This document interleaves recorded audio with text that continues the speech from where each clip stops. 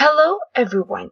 After we've discussed the meaning of stem cells in the previous tutorials and the types of stem cells, we are now going to learn about the sources of stem cells in both plants and animals. So, when we say sources of stem cells, it means that we are going to study from where did they come out. Let's begin with the sources of animal stem cells. The origin or the source of animal stem cells can be two. Number one is the embryonic stem cells, and number two is the tissue or adult stem cells. The embryonic stem cells are the cells present at a very early stage of embryo development and are actually a totipotent type of stem cells. We have previously discussed that totipotent stem cells are the stem cells which are able to differentiate into all types of cells and form a whole organism.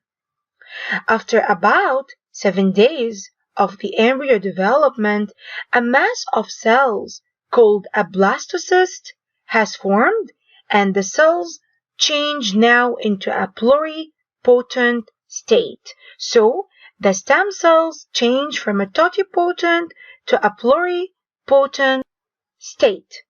We have also discussed previously the meaning of pluripotent cells, and we have said that pluripotent stem cells are the cells that can also differentiate into all type of cells, but they cannot form a whole organism. So these stem cells will remain in this state, in the pluripotent state, in the fetus until birth.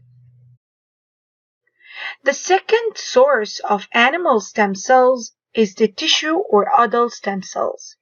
These cells are present throughout the life from birth and are found in specific areas such as the bone marrow. These stem cells are of a multipotent type, which means that they cannot differentiate into all type of cells.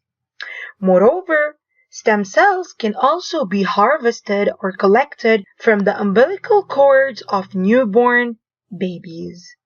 On the other hand, what are the sources of plant stem cells? Stem cells in plants are found in the meristematic tissue or the meristems.